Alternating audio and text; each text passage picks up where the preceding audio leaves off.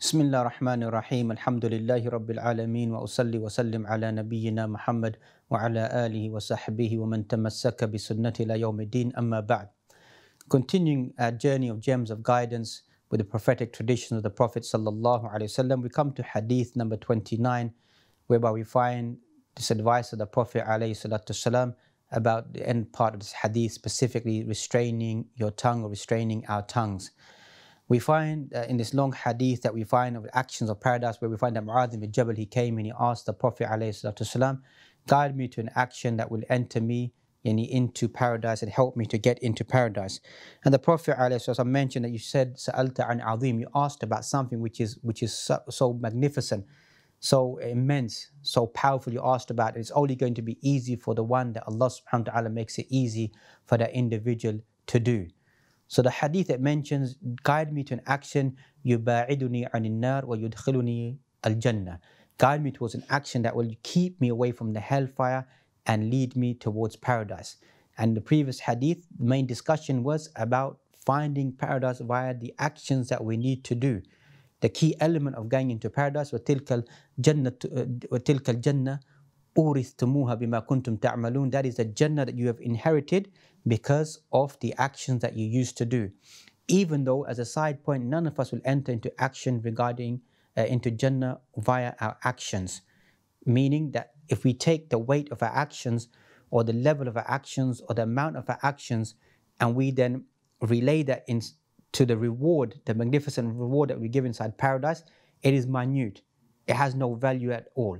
Rather, it is the immense mercy and blessing of Allah subhanahu wa ta'ala that He accepts our actions, multiplies our actions, and He enters us into paradise. So not one of us should think that via the actions that I do, that I am deserving of paradise. Rather, indeed, if you find the Prophet even himself, he mentioned, it is only the mercy of Allah subhanahu wa ta'ala that enters us into paradise. But at the same time, it does not mean that we become devoid of actions, that we don't try to carry out the actions that Allah subhanahu wa ta'ala has told us to do. And that is the path of success. The person is trying to do the actions of the people of paradise to the best of their ability. And thus the Quran mentions in the end of Surah Al-Imran, فَمَنْ زُحْزِحَ عَنِ النَّارِ وَأُدْخِلَ الْجَنَّةَ فَقَدْ فَازَ وَمَا الْحَيَاةُ الدُّنْيَا إِلَّا مَتَاعُ الْغُرُورِ. Whoever is rescued from the hellfire and is entered into paradise, thrown into paradise, فَقَدْ فَازَ. That is the successful individual. So as we mentioned many times over, the intent of all these ahadith isn't to go to the technical aspect of these ahadith, even though a great technical aspect exists when we begin to dissect these ahadith. Our aim as the general layman, the general individual, is to find the path of spirituality, the path of success of how to get to paradise. Because the Prophet ﷺ would speak to awamun nas. He would speak to the masses of the average people who understood the average language. So he had that fasaha, he had that balagha, he had the ability to use concise, basic words, but which had a great impact, a great meaning upon whoever heard those words, and it penetrated into their heart and into their mind. So Mu'adh ibn Jabal, he posed this question, guide me towards an action that will lead me into paradise. So maybe he was searching for something, a magnificent action to do. And the Prophet ﷺ began by highlighting the beginning is to worship only Allah subhanahu wa ta'ala, then to establish the prayer and to give the zakah, to fast the month of Ramadan, and to perform the Hajj if one has the means to do so. So these are the pillars of Islam. This is the foundation of the Muslim. So before we jump to other causes and other actions, we need to build upon the fundamentals. This is the fundamental path to paradise. There's no point in trying to be worried about other actions or supererogatory actions or other affairs when we don't even have the basics in place. We don't do the basics inside our life, and we begin to worry about other actions which will be asked about later on inside our lives, or later on if the person has the means to carry out those actions or is responsible for those actions. So he said that after he said, ثُمَّ قَالَ أَلَا أَدُلُّكَ عَلَى أَبْوَابِ الْخَيْرِ, should not guide you towards the actions of goodness that a person can do inside their lives. So amongst those actions a person can do is as-sawmu junna was-sadaqa tudfi'u al-khati'a kama yudfi'u al-ma' an-nar wa salatu rajul min jawfi al-layl. So then the Prophet ﷺ, he began to mention these supererogatory actions that a person can do. So after the fundamental actions of Islam, these are the extra actions you can do. Meaning these extra actions are not the fundamentals that the person should jump to these and begin to do these actions. The person should work on the foundation, the basic actions. Then if they want to do more goodness, then they begin to carry out these actions inside their lives. So amongst these actions that we find is as-sawmu junnah. Fasting becomes a shield. So here the fasting is the extra fasting, because the first part of the hadith, it mentions the fasting in the month of Ramadan, which is obligation, which is obligatory. Here the fasting is the supererogatory fasting, whether it be the day of Arafah, the day of Ashura, the 9th and the 10th of Muharram that we find, whether it be Monday and Thursday, 3 days of the month that we find, the days of Shawwal, 6 days Shawwal, the 9 or so days of Dhul Hijjah as well that we find. These are all the extra fasting that a person carries, which becomes a sawmu junnah. Fasting becomes a shield, a form of protection for the individual. Protection from what? Once again, protection from the hellfire. That's why whoever fasts for the sake of Allah subhanahu wa ta'ala, then Allah subhanahu wa ta'ala will distance that individual away from the fire, from the hellfire, distance that person away. Some wordings they mention, if my memory serves me correctly, at this stage, some 70 seasons away, the person will be distanced away from the punishment of Allah subhanahu wa ta'ala. So as we mentioned, the whole theme of this hadith is how to bring oneself closer to paradise and to deliver and to keep oneself as distant as possible away from the hellfire. So as-sawm junnah, fasting becomes a shield, becomes a barrier for the individual. Person who fasts for the sake of Allah subhanahu wa ta'ala, and especially this supererogatory fasting, becomes a shield, a barrier for that person not being entering into the punishment, the hellfire. Second, we find وَالصَّدَقَةُ تُطْفِئُ الْخَطِيئَ كَمَا يُطْفِئُ الْمَاءُ النَّارِ. Sadaqah becomes an extinguishing factor which will extinguish the bad deeds, just like water extinguishes the fire. Once again, the theme again is about the fire. What will wipe out our bad deeds? What will burn away or take away the heat of the fire is sadaqah. The giving of charity will wipe out our bad deeds, just like water extinguishes the fire. So in one meaning interpretation could be, it will take away the punishment of the fire if the person is giving sadaqah for the sake of Allah subhanahu wa ta'ala. And likewise we find وَالصَّلَاةُ الرَّجُلِ مِنْ جَوْفِ اللَّيْلِ. We find the persons offering their prayer during the depths of the night. And the discussion begins to take place what it means, the depth of the night. Some ulama mention it could be just a general prayer throughout the daytime, extra prayers. But a majority of the ulama, they go to the view, Jawf al-Layl refers to the night prayer because it has an element of secrecy and devotion to Allah subhanahu wa ta'ala. وَبِالْأَسْحَارِ هُمْ يَسْتَغْفِرُونَ. And during the latter part of the night, they are seeking the forgiveness of Allah subhanahu wa ta'ala. And that's why ulama mention that the night prayer, قُمِ اللَّيْلَ إِلَّا قَلِيلًا, inside Surah Al-Muzammil that we find, which was a commandment for the Prophet alayhi salatu wasalam. قُمِ اللَّيْلَ إِلَّا قَلِيلًا, stand part of the night or a part of the night. That's why we find that the Qiyamul Layl, the night prayer, was something which is an obligation upon the Prophet ﷺ. And he mentioned as well, encouraging us as well, that it is da'bus salihin. This is the way of the pious people that came before you in offering the night prayer. And once again, in that night prayer, what is the person asking? Allah subhanahu wa ta'ala descends in a way that befits His majesty, and He asks. He asks, what is this servant of mine? What is he asking for? What is he seeking forgiveness for? What does he want? And obviously, without a shadow of doubt, what should we be asking for? We're asking for Allah subhanahu wa ta'ala to pardon us, to forgive our sins, to overlook our mistakes, and to enter us where? Into paradise, and to save us from the hellfire. That is what, if not all Muslims will be asking, if not their night prayers, in their daily prayers, is to deliver themselves from the hellfire and to be entered into paradise. That's we find in certain ahadith that you find the wordings, Allahumma ajinni minan nar. Some ulama authenticate these ahadith to recite it 7 times after the Fajr prayer and 7 times after the Maghrib prayer. Allahumma ajinni minan nar. Oh Allah, rescue me, save me, protect me from the hellfire. And whoever recites that will be protected from the punishment of Allah subhanahu wa ta'ala. So these individuals are carrying out the prayer and the night prayer. Then the Prophet ﷺ, he mentioned these verses from Alif Lam Mim Sajda, تتجافى جنوبهم عن المضاجع يدعون ربهم خوفا وطمعا ومما رزقناهم ينفقون. So these individuals, they sacrifice they sleep. They sacrifice their beds. It's a form of kinaya speech, meaning they sleep very rarely, very less at night. And they are observing the night prayer in devotion to Allah subhanahu wa ta'ala. That fear of Allah subhanahu wa ta'ala, it awakens them. It gets them to sacrifice their sleep, to get up and to begin to follow the night prayer, stand up and offer the night prayer when most people are sleeping. So it raises their rank with Allah subhanahu wa ta'ala, of closest to Allah subhanahu wa ta'ala. تَتَجَافَى جُنُوبُهُمْ عَنِ الْمَضَاجِعِ يَدْعُونَ رَبَّهُمْ خَوْفًا وَطَمَعًا وَمِمَّا رَزَقْنَاهُمْ يُنْفِقُونَ. And Allah responds by saying, فَلَا تَعْلَمُ نَفْسٌ مَا أُخْفِيَ لَهُم مِّن قُرَّةِ أَعْيُنٍ جَزَاءً بِمَا كَانُوا يَعْمَلُونَ. No soul knows what delights of the eyes will be given to these individuals. Meaning the reward for the people who uphold these actions will be immense. Reward of paradise will be given to these individuals. جَزَاءً بِمَا كَانُوا يَعْمَلُونَ. And once again, look how strange the ayat concludes. It mentions جَزَاءً بِمَا كَانُوا يَعْمَلُونَ. This is their recompense, their reward, because of the actions they used to carry out. So actions is an integral part of Iman. Throughout the Quran, الَّذِينَ آمَنُوا وَعَمِلُوا الصَّالِحَاتِ. Those who believe and carry out righteous actions. We cannot be people who just carry out any actions. We don't have Iman.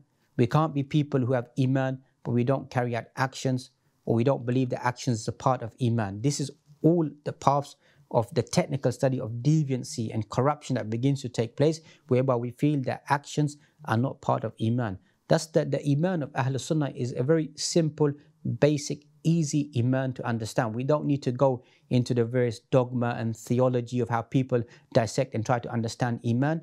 Al-Iman yazidu bil-ta'ati wa yanqus bil-ma'siyah. If we understand that, we've understood what Iman is. Iman, it goes up via obedience to Allah subhanahu wa ta'ala, wa yanqus bil-ma'siyah, and it goes down every time we disobey Allah subhanahu wa ta'ala. ثم قال ألا أخبرك برأس الأمر وعموده وذروة السنامي. Should I not inform you about the head of the affair and the peak of the matter, the most important regarding all of this that a person can achieve or do inside their life? قلت بلى يا رسول الله. Mu'adh ibn Jabal said, indeed, inform me regarding this action. So the Prophet ﷺ, he mentioned Ra'sul Amri al-Islam. The head of the affair is al-Islam, meaning that everything that I've spoken about, if you uphold al-Islam inside your life, then that is the essence of everything that's going to take place after that, of the reward that we're given to you, of you upholding al-Islam. As we mentioned many times over, that when the word al-Islam is mentioned, it entails the meaning of al-Iman and the actions of Iman. So it encompasses both. Al-Islam encompasses Iman at the same time. Then the Prophet ﷺ, he mentioned وَعُمُودُهُ الصَّلَاةِ. What upholds your Islam shows your faith, shows your conviction, shows that you're a Muslim. Not just this testimony that many of us that we utter, and we give this testimony and we profess this testimony for whatever reason it may be, or we give this token service, this testimony that I'm a Muslim, that I believe in Allah subhanahu wa ta'ala. There is an action that needs to be done. وَعُمُودُهُ. Wa'umud is the plural of imad. Imad means rukn, a pillar. You have a pillar of a building, it upholds the building. As we mentioned in the second hadith or the third hadith in our collection, speaking about the pillars of Islam. Wa'umuduhu as-salah. What upholds our Islam and is the pillar of our Islam is as-salah. And numerous times we mentioned about the importance of as-salah, which upholds the Muslim, and it is the symbol of one's faith. It's a symbol of being a Muslim. That's we find numerous hadiths which speak about al-ahdu alladhi baynana wa baynahum as-salah. فَمَنْ تَرَكَهَا فَقَدْ كَفَرَ. The covenant between us and them, distinction between us and them is as-salah. Whoever abandons as-salah, فَقَدْ كَفَرَ, has disbelieved. And thus we find a consensus, and the companions very rarely came on a consensus on any affair.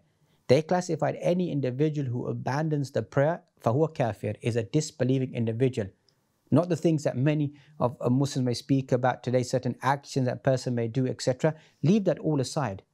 There's much difference of opinions about many actions that Muslims that we may carry out or do inside our lives, but that which is in unison, and you find that the companions have joined hands upon, is a person who abandons the prayer is classified as a disbelieving individual. And unfortunately, how many Muslims do we find or so-called Muslims inside our society who say they're Muslims and they do not fulfill the pillar of as-salah. And we need to continuously remind ourselves and remind our family members about the importance of salah inside our lives. وَذِرْوَةُ سَنَامِهِ الْجِهَادِ. And the peak of the affair is the striving and struggling in the way of Allah subhanahu wa ta'ala, because now the person is going beyond the limits, that their devotion and commitment is towards Allah subhanahu wa ta'ala, that a person is willing to sacrifice their wealth, their property, and even their life for the sake of Allah subhanahu wa ta'ala. And we find that that's life is a struggle, as they say. Life, that's what life is. Life is a struggle to uphold. Is one interpretation ulama mentioned that the peak of the affair is this struggle, whether it be the greatest struggle that ulama has spoken about, or whether it be the other struggles, the daily struggles on a daily basis. These are the struggles that we need to overcome. The daily struggle of hardship we find inside our life, of praying, of fasting, of doing these good deeds, that we need to overcome them inside our lives to the best of our ability. So these are the foundations that we need to develop inside our life. As the Prophet ﷺ, he advised Mu'adh ibn Jabal, that he advised him that these are the actions that you need to do to show the path that will lead you to paradise and keep you away from the hellfire. So inside the Quran, Allah subhanahu wa ta'ala mentions, وَأْمُرْ أَهْلَكَ بِالصَّلَاةِ وَاسْتَبِرْ عَلَيْهَا لَا نَسْأَلُكَ رِزْقًا نَحْنُ نَرْزُقُكَ وَالْعَاقِبَةُ لِلتَّقْوَى. So Allah subhanahu wa ta'ala mentions, وَأْمُرْ أَهْلَكَ بِالصَّلَاةِ. Order your family members with prayer. وَاسْتَبِرْ عَلَيْهَا. Remain constantly observant and patient regarding the prayer, and we will provide for you. Because here, this cultural connotation that exists in some of our minds, that the prayer will take me away from my work, from my revenue, from my earnings, from my provision. Especially these winter days, I have to go and pray again and again. It may take my business, take away from my time, take away from my earnings. Look how strange the Quran is. Or rather, look at the encouragement of the Quran. Don't worry about your provision. We don't ask you about your provision. نَحْنُ نَرْزُقُكَ. We will provide for you. We will give provision to you. It will be given to you inside this dunya. So what we fear as human beings, Allah subhanahu wa ta'ala addresses that, because He knows the nature of the human being, that what you worry about these things, I will fend for you. I will take care of you. I will place barakah inside your life, barakah inside your wealth, because you are observing the rights and regulations I've told you to do upon this earth. So I'll give that to you in this world. And then what else? وَالْعَاقِبَةُ لِلتَّقْوَى. Then the aqibah, the good reward, the good ending will be given to the muttaqun, to the pious individuals. It will be given to those individuals inside al-akhirah. Paradise will be given to those individuals. So we shouldn't fret, we shouldn't despair that if we are following these rituals, these commandments, these practices of Allah subhanahu wa ta'ala, that we are losing something of this dunya. Allah subhanahu wa ta'ala will give the dunya. And if He doesn't give the dunya, He will give al-akhirah, and give the due share of this dunya. He will give it inside al-akhirah to those individuals, or give it to us. The common factor that we all lack, or we don't have inside our lives, is one of conviction. As we mentioned, that if the more that we understand the verses of Allah subhanahu wa ta'ala, we understand the promise of Allah subhanahu wa ta'ala, أَلَا إِنَّ وَعْدَ اللَّهِ حَقٌّ. Indeed, the promise of Allah subhanahu wa ta'ala is true. And the Prophet ﷺ, he mentioned about as-salah. Imagine if there was a river outside the home of every single individual, and a person was to bathe and to wash themselves inside that river 5 times a day. Would there be any sin? Would there be any blemish? Would there be anything upon the individual? They said no. And likewise is as-salah. As-salah, it washes away, wipes away the sins and mistakes of the individual, and it brings the individual closer to Allah subhanahu wa ta'ala. Then the final part of the hadith, it mentions, ثُمَّ قَالَ أَلَا أُخْبِرُكَ بِمَلَاكِ ذَلِكِ كُلِّ. Should I not inform you about the highest of affairs, or the most important affairs regarding all of this? قُلْتُ بَلَا يَا رَسُولَ اللَّهِ. And Mu'adh ibn Jabal, he said, yes, tell me, inform me. What is far more superior all this? What should I do inside my life? فَأَخَذَ بِلِسَانِهِ. The Prophet ﷺ, he took his blessed tongue, وَقَالَ كُفَّ عَلَيْكَ هَذَا. He said, restrain this. قُلْتُ يَا نَبِيَّ اللَّهِ. Mu'adh ibn Jabal said, O Messenger of Allah, وَإِنَّا لَمُؤَاخَذُونَ بِمَا نَتَكَلَّمُ بِهِ. Are we going to be taken for that which we utter, that which we speak? Here's some of the ulama of hadith they mention. That previous part of the hadith spoke about striving and struggling on its highest level. Some of them, they mentioned that the real striving and struggling people should be controlling their tongues. That's the striving and struggling. That the whole of the affair goes back to controlling one's tongue and restraining himself. Even don't be surprised, religious people or people who are following Islam, we could be doing all these traits, we could be doing all these characteristics, we could be doing all these actions, but unfortunately, we're not able to restrain our tongues. A person may lower their gaze, a person may not get involved in haram, a person may pray, may dress appropriately, do everything they're told to do. On face value, they're observant of the rules and regulations, but they find this deep weakness that they're not able to restrain their tongues. They will lash out at people, they will utter bad words, or they will curse, they will revile, they'll complain, or they use words which are not appropriate, or they'll backbite, they slander, they cheat, they lie. So look how comprehensive the words of the Prophet ﷺ are, that you could be doing all of these actions, but this is the key element. And that's why Mu'adh ibn Jabal, he was ta'ajjab, and he was startled, he was marveled in that sense that how is this possible? Why are you speaking about this piece of flesh? Why are you highlighting that this is the most important affair of everything, that advice I'm giving you? This is the most important thing that you need to be worried about inside your life, or I need to be worried inside my life. And that's the Prophet ﷺ responded, said to him, "Thaqalatka ummuk." May your mother be bereaved, or may your mother lose you, or may your mother die, Ya Mu'adh. And this is a form of speech that, have you not, may your mother lose you, or may your mother perish, that you haven't understood the impact of these words, or you haven't understood the inner meaning of Islam. وَحَلْ يَكُبَّ النَّاسَ فِي النَّارِ عَلَى وُجُوهِهِمْ. Will not people be brought upon their faces? أو قال على مناخرهم إلا حصائد ألسنتهم, except for they'll be brought on their faces or dragged on their faces, except for via the fruits, the harvest of their tongues. So the fruits, the harvest of the tongue are going to drag some of us individuals into the hellfire, because we're not being vigilant regarding our speech or the words that we utter. Allah subhanahu wa ta'ala mentions, مَا يَلْفِظُ مِنْ قَوْلٍ إِلَّا لَدَيْهِ رَقِيبٌ عَتِيدٌ. Not a word do we utter except for there's raqib and atid. Some of the ulama have gone to the view that raqib and atid is the actual physical names of these two angels. Is one view that some ulama have gone to, but the other more general view is kiram and katibin, يَعْلَمُونَ مَا تَفْعَلُونَ. These are noble scribes who know what you're doing. What does it mean they know what you are doing? It's because they are watching us. They see what we do, and they write down our actions that we are carrying out. So every time a person utters a statement, then that statement is written down for that individual.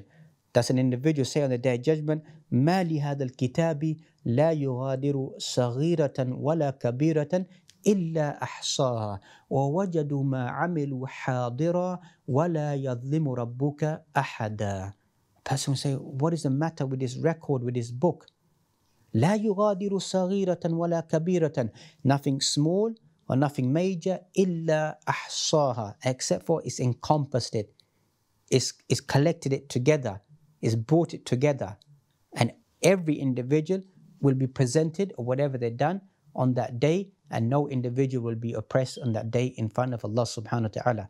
And so we find that these words that we utter, the words that disseminate from our mouths, that we as Muslims, we should be vigilant about our words. If not, that these words could become a form of nadama, a form of regret and remorse for us on the Day of Judgment. So we mentioned, وَهَلْ يَكُبَّ النَّاسَ عَلَى وُجُوهِهِمْ فِي النَّارِ عَلَى وُجُوهِهِمْ. Will people not be thrown into the hellfire or dragged in the face and placed into the hellfire, except for via the fruits or the harvest of the tongues, or the actions, the speech of their tongues? We find that Allah subhanahu wa ta'ala, may Allah subhanahu wa ta'ala protect all of us, not make us that be on their judgment of dragging people on their faces and throwing them on the Day of Judgment. And this is in a literal sense, as we find numerous passages inside the Quran, that Allah subhanahu wa ta'ala will alternate, will make people walk on their faces on that day, will make our bodily parts and our limbs to speak against us. So a person will say that how is it possible that the bodily parts of the hands or the body that will speak would speak, and that's what the body parts will say, that we are speaking by the permission of Allah subhanahu wa ta'ala, الذي أتقن كل شيء, or الذي أنطق كل شيء, the one who has given everything the ability to speak. So our bodily parts will speak, and even the earth will begin to speak and reveal its information, what we carried out upon this earth. So a person will be dragged on their faces or dragged upon their tongues and thrown into the hellfire via the fruits or the labor of their tongues or their speech that they came out of their tongue. And as we mentioned, that person could have mountains of goodness, mountains of good deeds. A person could even be fasting all day. And how do they open their fast? Via haram.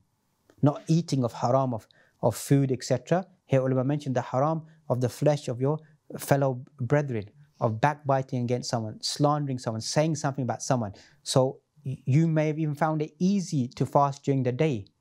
So the person finds it easy to fast during the day, to pray all night, finds it very easy, lenient for them to do that. But they find it very hard to restrain, to, as they say, to lash out with one's tongue. That's why many ulama, they speak about, if I'm not mistaken, Ibn Rajab al-Hanbali speaks about the tongue is like a wild beast. And if it's left, if it's not controlled, a wild beast, that's the difference between a domestic animal and a wild, ferocious animal, is that a domestic animal, it can be tamed, it can be controlled. But a wild beast, when it's unleashed, it can be lethal, it can be dangerous. That's why certain animals, they try to tame lions and tigers, etc. You cannot tame them. The natural inclination is that it will lash out, it will attack. The smell of blood, etc. It will go towards that. So that's how ulama describe that this tongue is like a wild animal. It's a wild animal that needs to be controlled. It needs to be leashed at all times. If it begins to spit out inside society, it begins to be destructive. That's why we find that via words, and there's essays that have been written about this. Via words, countries have gone to war. So countries have gone to war because via the exchange of words led them to go to war. And likewise, we find words lead to, as we know, lead to talaq, lead to divorce, lead to the breaking of family, the family unit, between friendship, between brothers, between family members. You find the use of words can break people and put people together again as well. So a person is vigilant about their words. So that's the Mu'adh ibn Jabal, he was taken aback that can words have such a big impact? Or should we really have to restrain our tongue to such a degree that we should be worried about this? Thus, we find that many of the companions, specifically Abu Bakr Siddiq, who had mentioned that if there's any part of my body that needs to be imprisoned, that needs to be incarcerated, it has to be the tongue. Because this small piece of flesh can be the most dangerous part of the human being. In the authentic tradition of the Prophet ﷺ, he mentioned, "Man yadman li ma bayna lahiyayhi wa ma bayna rijlayhi adman lahu jannah." Whoever guarantees for me whatever is between the two jawbones and what is between the two legs, yani their private parts, I will guarantee for that individual a place in paradise. Now, we study this hadith in great detail, or even just look at this hadith on the surface of this hadith. What becomes apparent? That most Muslims, or an average individual, cannot restrain their private parts, or the other half, that we cannot restrain our tongues. It's a comprehensive words once again, that people cannot restrain their desires and their lusts. So if a person is able to do that, the Prophet ﷺ is mentioning, I will guarantee for a person a place inside paradise. And likewise, it could be those of us who claim to be religious or whatever it may be, or good Muslims, we cannot restrain our tongues. And the sad thing is that we've gone beyond this. We've possibly fallen into both. We cannot restrain our private parts. We cannot restrain our tongues as well, which is a new phenomenon that Muslims that we are facing. That the level of vices and sins of the physical nature that we find that Muslims are involved in, and likewise in the physical nature, the use of our tongues that we're involved in, is apparent inside our society. It's becoming more and more apparent, and this shows a laxical approach of not, as we began, with not understanding the affair of Islam. As this hadith, it began by mentioning, لَقَدْ سَأَلْتَ عَنْ عَظِيمٍ. You've asked about something which is grave, something which is magnificent, and not many people are going to be able to carry out these actions, meaning truly fulfill them, to find that path to paradise. So this is what this hadith is trying to highlight, that these actions are very hard actions, but they're going to be very easy for whomever Allah subhanahu wa ta'ala facilitates and make easy to carry out inside their lives. وَأَمَّا مَنْ أَعْطَى وَاتَّقَى وَصَدَّقَ بِالْحُسْنَى فَسَنُيَسِّرُهُ لِلْيُسْرَى. Whoever fears Allah subhanahu wa ta'ala, فَمَنْ أَعْطَى وَاتَّقَى, gives and fears Allah subhanahu wa ta'ala, وَصَدَّقَ بِالْحُسْنَى, and testifies to goodness. And some ulama go to review that وَصَدَّقَ بِالْحُسْنَى means the kalima of shahada at-tayyiba la ilaha illallah. So whoever testifies to that, فَسَنُيَسِّرُهُ لِلْيُسْرَى, we will make easy for that individual the path of goodness. فَأَمَّا مَنْ أَعْطَى وَاتَّقَى وَصَدَّقَ بِالْحُسْنَى فَسَنُيَسِّرُهُ لِلْيُسْرَى. Then Allah subhanahu wa ta'ala mentions the opposite. فَأَمَّا مَنْ بَخِلَ وَاسْتَغْنَى وَكَذَّبَ بِالْحُسْنَى فَسَنُيَسِّرُهُ لِلْعُسْرَى. As for the one who rejects or who belies or is miserly and doesn't believe in the last day, so for that individual, we're going to make the path hard and difficult for that individual of not finding the path towards paradise. So here we find that the Muslim needs to be wary and needs to be worried about trying to find the path, the swiftest and the quickest path to paradise. The swiftest and the quickest path for the paradise doesn't mean it's going to be easy in that sense. It is going to be hard at times. It can be tedious. It can be difficult. It means that the person has been guided by Allah subhanahu wa ta'ala to be observant and to be patient and to be trying their best. And that's once again a long hadith narrated by Abdullah ibn Mas'ud, whereby the Prophet ﷺ, he drew a long line in the sand and he drew short lines coming from this long line. And then he described, or he gave the description or the meaning of this hadith or the meaning of this action that he's carried out. He said, as for this long line, it is the line of Al-Islam. At the end of it is Jannah that we find is there for the person who follows this long path. As for these shorter lines or these shorter paths, that at the end of them is nothing but shaitan who is waiting there. Meaning there is no quick fix. There's no short path to paradise. Any short path that makes a person deviate away from the path of doing actions which are against Islam, or actions of innovations as we touched upon previously, or doing actions which run contrary to Islam, or person is taught that if you utter certain chants or certain slogans or certain words, then this will guarantee you the maximum reward inside paradise. And many ulama have said, be wary of such codifications or such wordings which have no authenticity, which speak about words which have not been mentioned by the Prophet ﷺ, or carry this extra emphasis or this extraction or multiplication, that if a person says this, then the person will be given this inside al-akhirah, whereby the authenticity is highly questionable. A person should stay away from that. So as we mentioned, according to this hadith, that this is a very long, a tedious, a hard task. It's something which is azim, but it will be facilitated, made easy by whomever Allah subhanahu wa ta'ala facilitates and makes it easy for that individual. The beginning path being carrying out, staying away from shirk and belief in Allah subhanahu wa ta'ala. And this cannot be overemphasized, because some people, they begin to take offense about the importance of tawheed, the importance of belief. Once again, in all these ahadith and discussions, let us stick to that which is the orthodox teachings of the Prophet ﷺ. Throughout his life, he is teaching and highlighting to stay away from any form of intermediaries, any forms of coming via individuals, pious individuals, relics, slogans, material formats that we find. Stay away from them. He's even advising even his loved ones around him, Ya Fatima, ask for me whatever you want inside this world. I will not be able to avail you or help you inside al-akhirah. We don't denounce or reject the intercession of the Prophet ﷺ. No Muslim denounces or rejects that. Rather, we believe in that, and we yearn and we desire for that we will be granted the intercession of the Prophet ﷺ. The key factor of differing amongst Muslims around us is the concept of over-reliance, whereby we've left the path of actions and we begin to become over-reliant, and no other word but becoming deviant inside our concept in believing that I don't need to do these actions inside my life, or becoming over reliant, that someone else will do these actions or someone else will intercede for me, and let that even be the intercession of the Prophet ﷺ. We need to study this technically and carefully, that if we become over reliant on just relying upon the Prophet ﷺ and not carrying out these actions that throughout his life he encouraged us to do, then this becomes, may Allah forbid, a path of deviancy and not leading us to a path of getting us close to paradise, but rather drifting us away from paradise and bringing us, may Allah forbid, closer towards the punishment of Allah subhanahu wa ta'ala.